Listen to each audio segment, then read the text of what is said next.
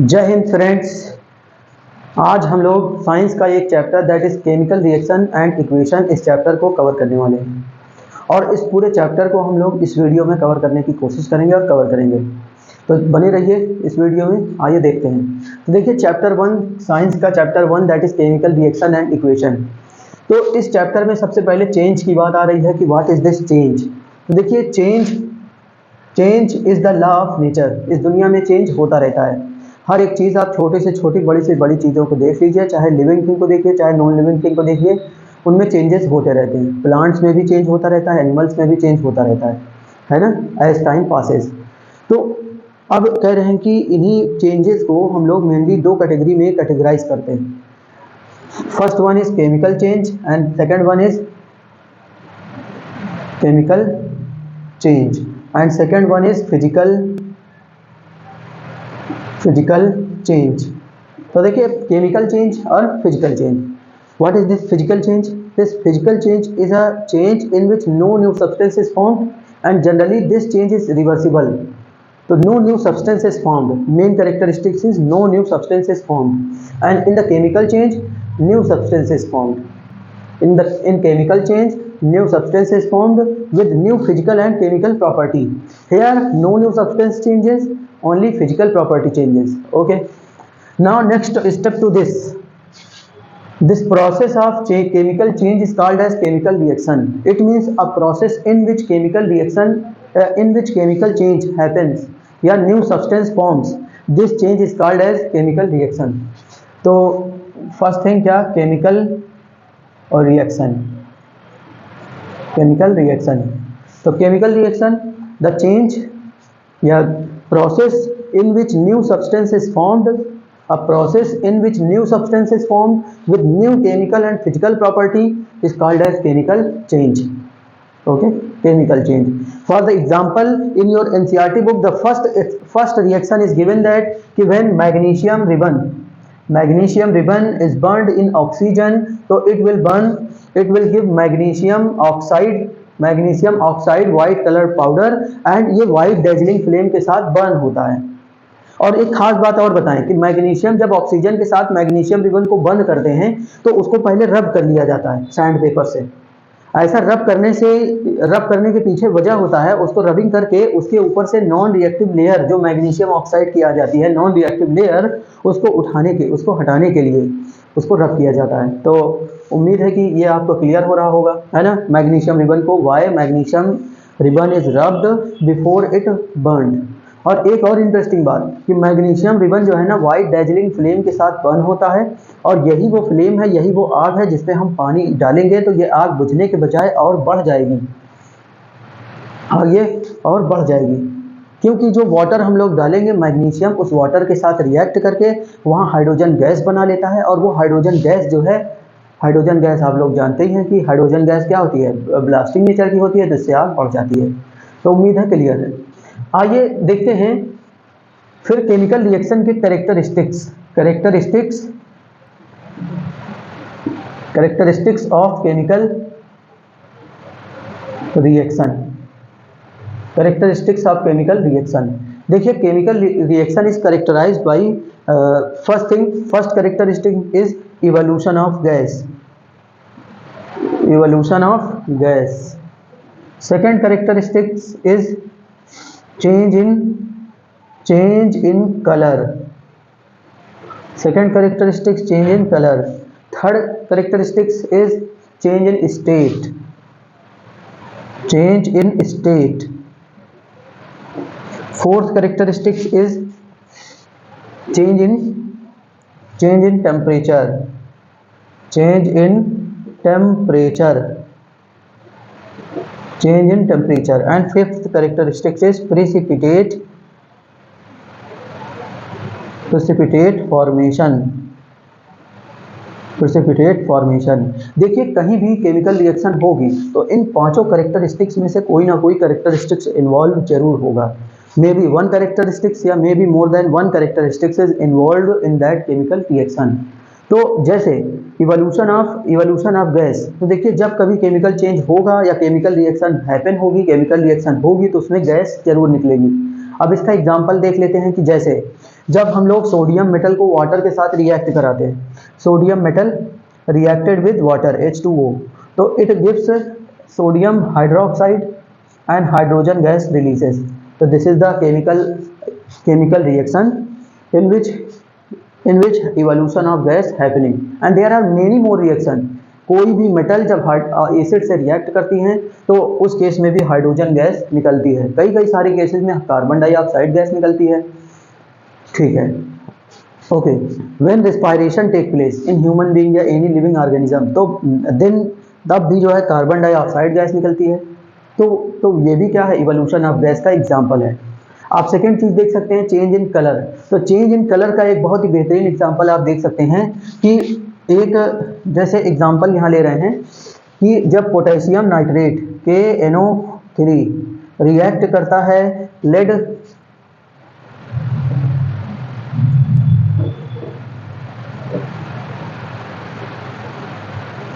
Potassium iodide react करता है lead nitrate के साथ, तो रिएक्शन जो इन्वॉल्व होती है यहाँ पे PbI लेड आयोडाइड बनता है एंड KNO3 ये रिएक्शन बन जाती है। तो यहाँ पे जो ये लेड आयोडाइड है, देखिए ये दोनों ही सोल्यूशन क्या है, colourless potassium iodide and lead nitrate, ये दोनों ही सोल्यूशन क्या है, कलरलेस। इनके सोल्यूशन जब बनाएंगे वाटर में तो वो क्या रहेगा, कलरलेस। जब लेकिन जैसे ही इन दोनों सोल्यूशन को मिक्स करते हैं तो येलो कलर का लेड आयोडाइड बनता है, जो कि एक प्रेसिपिटेट है। प्रेसिपिटेट भी इसी रिएक्शन से हम लोग प्रेसिपिटेट को भी समझ सकते हैं।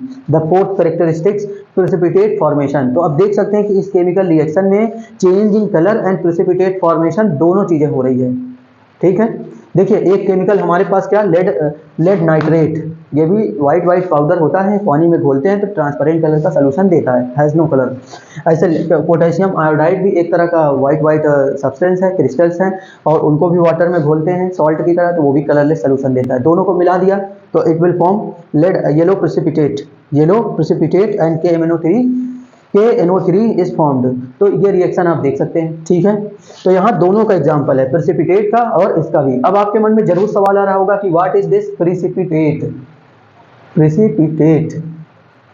देखिए precipitate is an insoluble substance formed during a chemical reaction. An insoluble substance formed during a chemical reaction। तो insoluble substance formed during a chemical reaction। तो उम्मीद है ये भी आपको क्लियर होगा। तो इस तरह से इसको देख सकते हैं, ठीक है। यहाँ 2 पॉइंट क्लियर हुए। और एक बात और बता दें कि जहाँ पर प्रेसिपिटेट फॉर्म होता है उस रिएक्शन को प्रेसिपिटेशन रिएक्शन कहते हैं। A reaction in which precipitate is formed is called as precipitation reaction। तो इसी तरह से आप इस रिएक्शन का दूसरा नाम भी लिख सकते हैं, this is a precipitation reaction, क्योंकि यहाँ प्रेसिपिटेट फॉर्म हो रहा है। ऐसे ढेर सारे एग्जाम्पल हैं आपकी केमिस्ट्री बुक में, यही एनसीईआरटी केमिस्ट्री बुक में, एनसीईआरटी की साइंस बुक में आप देख सकते हैं कि ढेर सारे प्रेसिपिटेट वाले एग्जाम्पल डबल डिस्प्लेसमेंट रिएक्शन में जनरली दिए हुए हैं, ठीक है। आगे थोड़ा बढ़ते हैं, change in temperature, change in state and change in temperature. तो जैसे देखिए इवोल्यूशन ऑफ गैस में यहाँ सोडियम सॉलिड है, वाटर लिक्विड है, लेकिन यहाँ पे देखिए ये लिक्विड बना और ये गैस बन गया। तो यहाँ चेंज इन स्टेट भी कैरेक्टरिस्टिक देखने को मिल रहा है। तो ऐसे एक रिएक्शन में, एक ही केमिकल रिएक्शन में कई सारी चीजें देखने को मिल जाती हैं। अब एक और केमिकल रिएक्शन है, that is change in temperature. तो जो ये चेंज इन टेम्परेचर वाला कैरेक्टरिस्टिक्स है, टेम्परेचर, तो ये कैसे होता है इसको थोड़ा समझते हैं।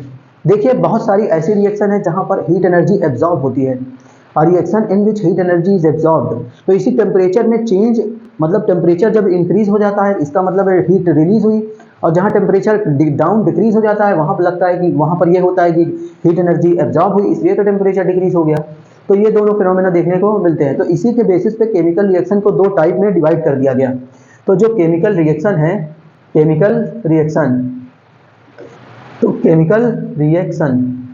तो आप केमिकल रिएक्शन को 2 कैटेगरीज में इस तरह से देख सकते हैं on the basis of heat. एक one is endothermic chemical reaction, and second one is exothermic chemical reaction. Endothermic exothermic chemical reaction. तो देखिए एंडोथर्मिक एंडोथर्मिक केमिकल रिएक्शन वो रिएक्शन होती है जहां पर हीट एनर्जी क्या होती है, एब्जॉर्ब होती है। तो यहाँ हीट एब्जॉर्ब होती है, हीट एब्जॉर्ब हो रही है। तो हीट अगर एब्जॉर्ब हो रही है तो इसका मतलब है कि टेम्परेचर क्या होगा, टेम्परेचर डिक्रीज होगा। तो यहाँ पर जो टेम्परेचर होगा वो डिक्रीज होगा, क्या होगा, डिक्रीज। तो आप देख सकते हैं टेम्परेचर डिक्रीज होगा। अगर हम यहाँ बात करें एक्सोथर्मिक रिएक्शन, तो ये ऐसी रिएक्शन है जहाँ हीट रिलीज होती है, हीट रिलीजेस, हीट एब्जॉर्ब होने के बजाय रिलीज होती है। तो यहाँ पर टेम्परेचर क्या होगा, इंक्रीज होगा, टेम्परेचर इंक्रीजेस। तो इस तरह से चेंज इन टेम्परेचर देखने को मिलता है। और अपनी लाइफ से रिलेटेड दो केमिकल रिएक्शन आपको बताते हैं। जैसा प्लांट में होता है फोटोसिंथेसिस, आप सब लोग जानते हैं कि प्लांट के नियर बाई या प्लांट के पास हम लोग को जो है ठंडा फील होता है। मतलब गर्मी के दिनों में प्लांट के पेड़ पौधों के नीचे जो है ना ठंड रहती है, मतलब हल्का हल्का ठंड रहता है बाकी एटमॉस्फेयर के हिसाब से। तो वो यही इसीलिए होता है क्योंकि जो ये प्लांट है ये सन की लाइट को एब्जॉर्ब कर लेते हैं, सन की लाइट को क्या करते हैं, एब्जॉर्ब करते हैं। यहाँ फोटोसिंथेसिस जो रिएक्शन होती है उसमें सन की एनर्जी एब्जॉर्ब होती है, तो इसलिए वहाँ पर थोड़ा सा ठंड as compare to other places देखने को मिलती है पेड़ पौधों के नीचे। एंड सेकेंड थिंग, जब आप लोग दौड़ते हो तो your body will get heat up, और इसीलिए बॉडी के हीट को बैलेंस करने के लिए स्वेट निकलते हैं, पसीना निकलता है। तो दौड़ने पर ज़्यादा रेट से क्या होती है, रिस्पायरेशन, सांस ज़्यादा तेज़ी से लेते हैं तो रिस्पायरेशन रिएक्शन होती है जिससे हीट प्रोड्यूस होती है ना। तो ये क्या हो गया, टेम्परेचर क्या हो रहा है इसमें, क्योंकि रिस्पायरेशन रिएक्शन में हीट प्रोड्यूस होती है ना, तो इसलिए टेम्परेचर इंक्रीज होता है हमारे बॉडी का। तो उम्मीद है कि ये कैरेक्टरिस्टिक्स ऑफ केमिकल रिएक्शन आपको एकदम अच्छे से क्लियर होगा। तो ठीक है, आइए देखते हैं आगे। हाँ, तो देखते हैं कि केमिकल इक्वेशन क्या होता है, symbolic representation of chemical reaction in the form of symbols of various compound and elements. तो देखिए डिफरेंट कंपाउंड एंड एलिमेंट्स के सिंबल के फॉर्म में जब हम केमिकल रिएक्शन को दिखाते हैं तो that chemical reaction is called chemical equation. For example, जैसे substance A reacted with B and this forms product C and D. तो दीज आर कॉल्ड रिएक्टेंट्स, इनको क्या कह देते हैं, रिएक्टेंट्स, और इनको क्या कह देते हैं, प्रोडक्ट। तो ये रिएक्टेंट्स हो गए और ये प्रोडक्ट हो गए। ओके, तो दो substances which take part in chemical reaction are called reactant and the new substance formed in a chemical reaction is called as product. And symbolic representation of a chemical reaction in the form of symbols of various element and compound are called as chemical equation. For example, जैसे अगर हम बात करें कि ये nitrogen will react with hydrogen, तो it forms NH3 ammonia. तो these are the reactant and these are the product and this is the chemical equation। तो उम्मीद है ये आपको क्लियर होगा। अब देखते हैं केमिकल इक्वेशन दो तरह का होता है, one is balanced chemical equation, second one is unbalanced chemical equation. Balanced chemical equation क्या है कि जब reactant and product side same number of atoms हो, when the number of atoms are exactly same on both sides, reactant and product side, then it is called balanced chemical equation। And when for example, जैसे यहाँ पर magnesium जब react करता है oxygen से तो it forms 2MgO, ये बनता है। अब यहाँ दो मैग्नीशियम अगर इस तरह से लगा दें तो देखिए यहाँ मैग्नीशियम भी दो है, यहाँ भी मैग्नीशियम दो है, यहाँ ऑक्सीजन दो एटम है ना, ऑक्सीजन का एक मॉलिक्यूल है लेकिन दो एटम से मिलकर बना है ना, O2 है। तो यहाँ देखो 2 × O, एक MgO में तो एक ऑक्सीजन है लेकिन यहाँ 2 MgO है, तो इट मीन्स यहाँ पे दो ऑक्सीजन है, तो दोनों तरफ क्या है, एटम्स क्या है, बराबर है, तो इसलिए ये क्या है, बैलेंस्ड है। लेकिन अगर इसको देखें यहाँ पे तो इसको देखेंगे तो ये नाइट्रोजन है, नाइट्रोजन यहाँ डबल है, हाइड्रोजन यहाँ वो भी दो है, लेकिन यहाँ नाइट्रोजन एक है और हाइड्रोजन यहाँ 3 है। इसको अगर बैलेंस करना है तो पहले नाइट्रोजन और नाइट्रोजन को बैलेंस करेंगे तो यहाँ 2 से मल्टीप्लाई कर दिया, तो देखिए यहाँ नाइट्रोजन भी 2 हुआ, यहाँ नाइट्रोजन भी 2 हो गया। लेकिन यहाँ हाइड्रोजन एक मॉलिक्यूल अमोनिया में NH3 में 3 हाइड्रोजन था, तो दो मॉलिक्यूल में कितने हो जाएंगे, 3 3 6, तो यहाँ भी 6 लाने के लिए यहाँ 3 से मल्टीप्लाई कर लिया, यहाँ 3 आगे रख दिया, तो इस तरह से ये भी क्या हो गया, बैलेंस हो गया। पहले अनबैलेंस था, अब क्या हो गया, बैलेंस हो गया। तो इसीलिए टॉपिक निकल कर आया है बैलेंसिंग केमिकल इक्वेशन, और ये भी बहुत इंपॉर्टेंट टॉपिक है, इसको आप बैलेंस करना आप लोग को आना चाहिए। इसके लिए हम लोग देखिए कई सारे एग्जांपल्स यहाँ पर लेकर के इसको आप लोग को सिखाते हैं। देखिए जैसे अभी हमने एक इक्वेशन ले लिया HNO, this equation HNO3 plus CaOH का whole twice and change to calcium nitrate NO3 whole twice and H2O। तो आप देख सकते हैं ये एक केमिकल रिएक्शन है और इस रिएक्शन को हम लोग बैलेंस करते हैं। तो एक बात पहले ही हम बता दें कि जब कोई भी केमिकल रिएक्शन को आपको बैलेंस करना होगा तो आप कहाँ कहाँ नंबर पुट कर सकते हैं। आप इस मॉलिक्यूल से जस्ट पहले, इस मॉलिक्यूल से जस्ट पहले, इस मॉलिक्यूल से जस्ट पहले और इस मॉलिक्यूल से जस्ट पहले ही नंबर रख सकते हैं। मतलब ये एक पैकेट की तरह है। This whole is a packet. तो आप इतने का एक ले लीजिए या दो ले लीजिए या तीन ले लीजिए, जितना चाहे ले लीजिए, बैलेंस करना आपको है। आप बीच में यहाँ कहीं नंबर नहीं बढ़ा सकते, ना यहाँ कहीं नहीं बढ़ा सकते, बीच में आप नहीं बढ़ा सकते। ये एक बंडल, एक पैकेट है, उसी पैकेट को आपको लेके आगे फॉरवर्ड करना है। आप जहाँ जहाँ हमने ये टिक लगाया है वहीं पर आप नंबर रख सकते हैं, क्योंकि ये इनके पूरे एक बंडल को दिखाएगा। सपोज हमने अगर यहाँ 2 लिख दिया है तो ये इसका मतलब H2O का ये 2 मॉलिक्यूल है। अभी कुछ नहीं लिखा, इसका मतलब 1 यहाँ पहले से ही है। आप जानते हैं 1 लिखा नहीं जाता, तो इसलिए यहाँ एक मॉलिक्यूल है। यहाँ जैसे 2 MgO है तो यहाँ 2 मॉलिक्यूल है। यहाँ 2 NH3 है तो इसका मतलब अमोनिया का यहाँ पे 2 मॉलिक्यूल है। यहाँ देखिए 3 H2 है तो 3 हाइड्रोजन, मतलब हाइड्रोजन के यहाँ 3 मॉलिक्यूल हैं। तो अब आइए बैलेंस करना शुरू करते हैं। देखिए यहाँ NH3, देखिए यहाँ NH3 कितना है, 1 है सिंगल, और यहाँ NH3 कितना है, NO3 यहाँ 1 है और यहाँ NO3 2 है। तो अगर हम यहाँ डबल यहाँ लगा दें इसे 2, तो ये NH3 क्या हो गया, NO3 बैलेंस हो गया। ठीक है, NO3 बैलेंस हो गया। ऐसे ही देखिए अब कैल्शियम यहाँ एक बार है, कैल्शियम एक ही बार है, बैलेंस्ड है। OH का होल ट्वाइस है, देखिए OH यहाँ 2 बार है, तो OH अगर हम यहाँ पर 2 लगा दें, तो देखिए ऑक्सीजन यहाँ पे कितना दिख रहा है, 2 बार था, तो यहाँ भी ऑक्सीजन 2 हो गया, और 2 2 जा 4, यहाँ से 2 हाइड्रोजन आया और यहाँ से भी 2 हाइड्रोजन आया। तो इस तरह से देख सकते हैं कि ये पूरा केमिकल इक्वेशन बैलेंस हो चुका है। तो आपको सिर्फ वही आगे नंबर रख करके अपनी सूझबूझ से उसको देखते हुए कि कहाँ पर कौन सा आइटम कितना है, ताकि दोनों साइड क्या हो जाए, वो बराबर हो जाए। दोनों साइड मतलब किधर, रिएक्टेंट साइड और प्रोडक्ट साइड, ये बराबर हो जाए। तो उम्मीद है कि आप लोग ये समझ रहे होंगे। एक और केमिकल इक्वेशन लेते हैं। देखिए NaCl plus AgNO3 when react with each other it forms AgCl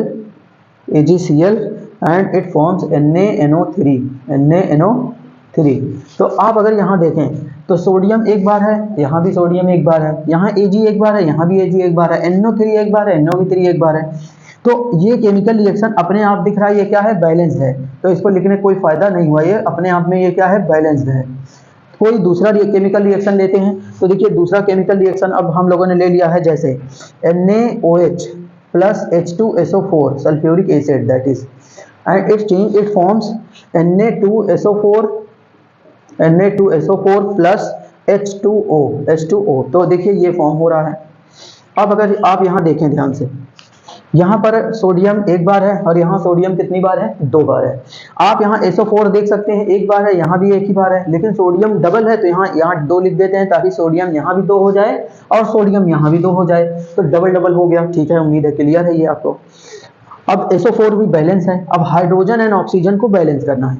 आप यहाँ देख सकते हैं कि OH यहाँ कितना है, ऑक्सीजन यहाँ 2 है, हाइड्रोजन भी यहाँ 2 है और 2 हाइड्रोजन यहाँ से है, लेकिन यहाँ हाइड्रोजन एक ही है और वो ऑक्सीजन एक ही है और हाइड्रोजन 2 ही है। तो इसलिए यहाँ अगर 2 लगा दें तो यहाँ भी 4 हाइड्रोजन हो जाएगा और 2 ऑक्सीजन हो जाएगा। तो इस तरह से ये बैलेंस हो गया। तो ये अब बैलेंस हो गया, आप देख सकते हैं। तो उम्मीद है आपको ये क्लियर है। अब इसके बाद हम लोग पढ़ने वाले हैं, that is types of chemical reaction. तो आइए देखते हैं।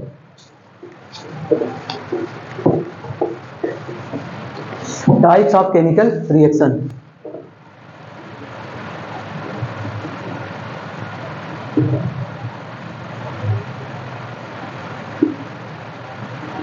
हाँ, तो देखिए पहला टाइप रिएक्शन का है, दैट इज कॉम्बिनेशन रिएक्शन।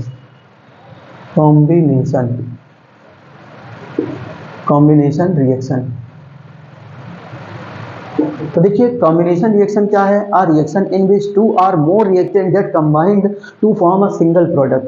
मतलब कह रहे हैं कि एक ऐसी केमिकल रिएक्शन जहाँ पर 2 या 2 से ज़्यादा रिएक्टेंट आपस में मिल करके एक सिंगल प्रोडक्ट बनाते हैं।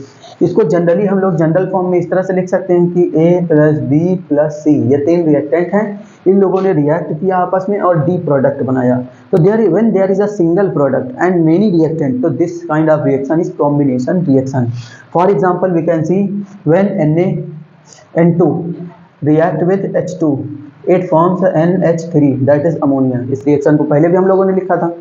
ऐसे ही आप देख सकते हैं कि when H2 react with O2 it forms H2O water, it forms water. तो ये भी कॉम्बिनेशन रिएक्शन का ही एग्जांपल है। And there are many more chemical reaction which are very important for you, जो कि तुम्हारी बुक में एनसीईआरटी बुक में दे रखी हैं, तो उनको आप जरूर एक एक बार पढ़ लें, ठीक है। Second kind of chemical reaction that is decomposition reaction. Decomposition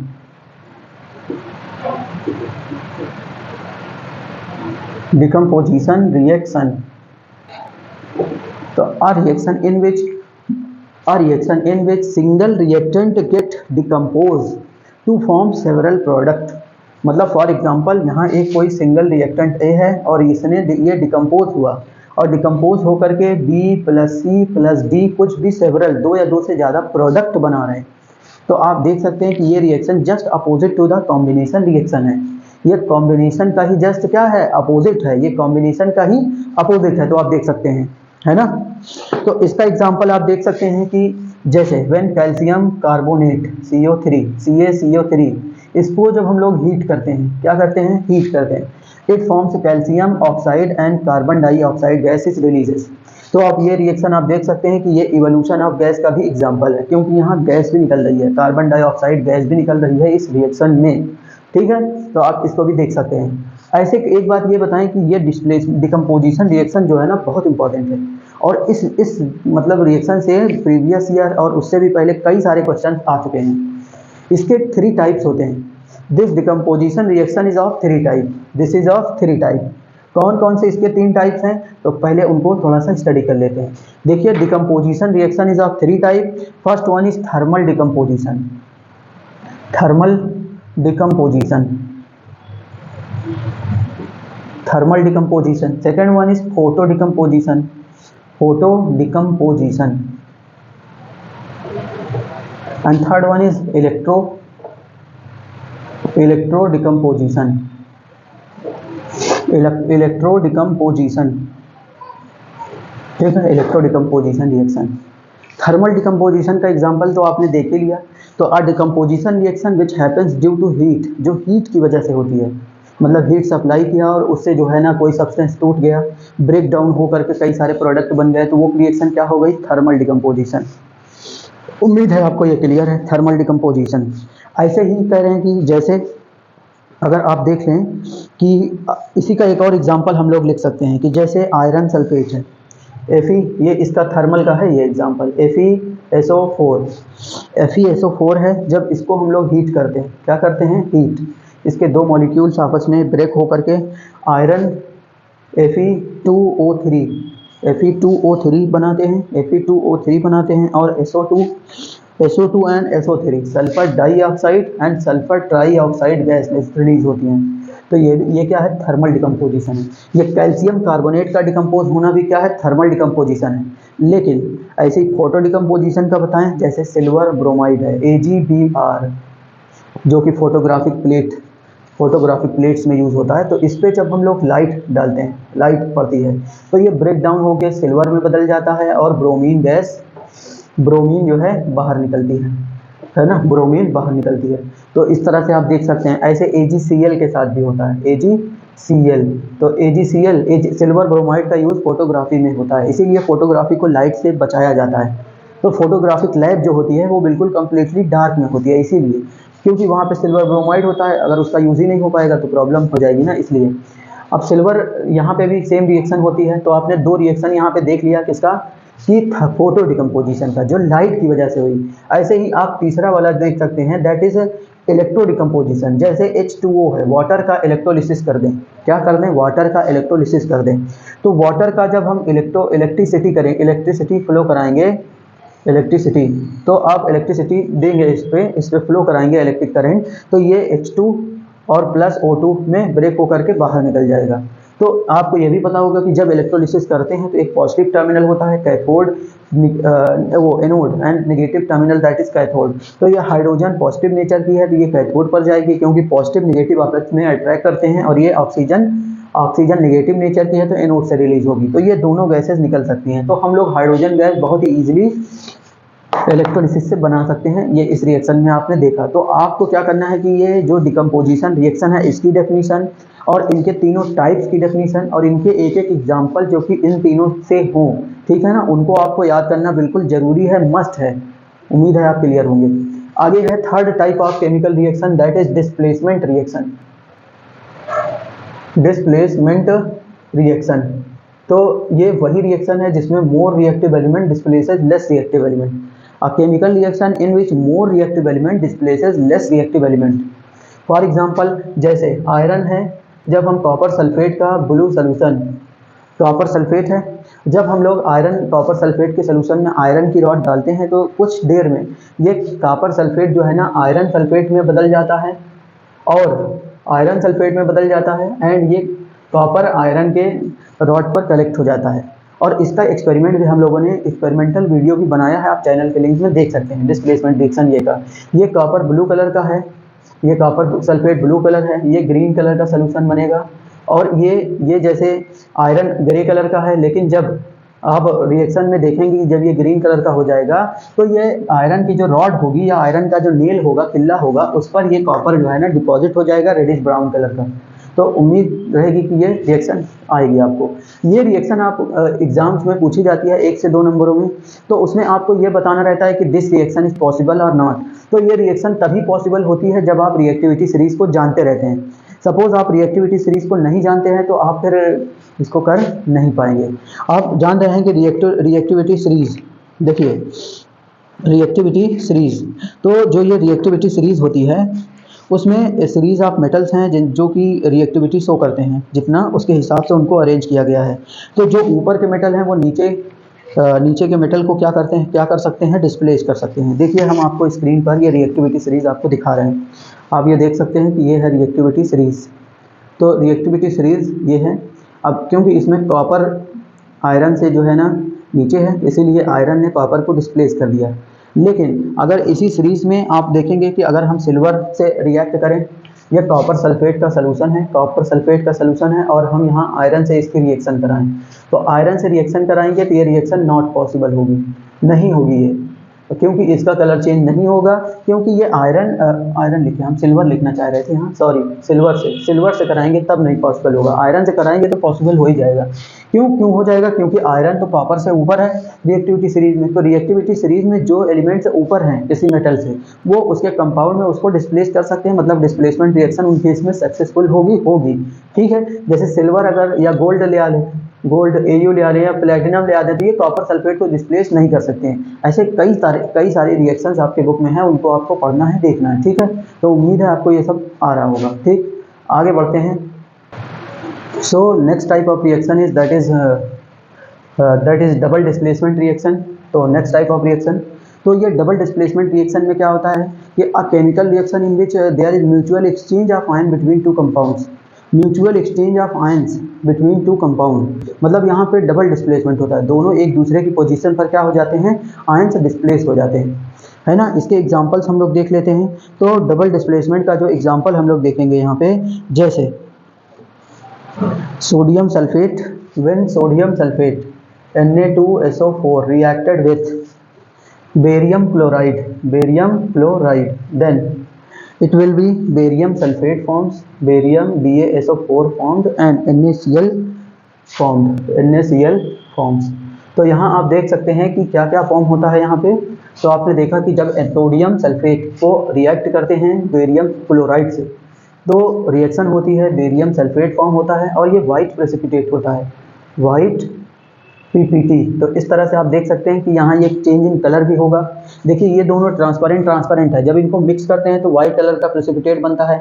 यहाँ एक और चीज़ नोटिस करने वाली बात है कि जब ये सोडियम, देखिए सोडियम यहाँ सल्फेट के साथ था तो अभी सोडियम क्लोराइड के साथ है, और ये बेरियम क्लोराइड के साथ था तो अभी देखिए बेरियम सल्फेट के साथ है। तो यहाँ there is mutual exchange of ions हुआ, मेटल आयंस ने एक दूसरे को क्या कर लिया है, एक्सचेंज कर लिया है आपस में। क्यों एक्सचेंज कर लिया है, आपस में बैलेंस करने के लिए, वो रिएक्टिविटी का मतलब मैटर है।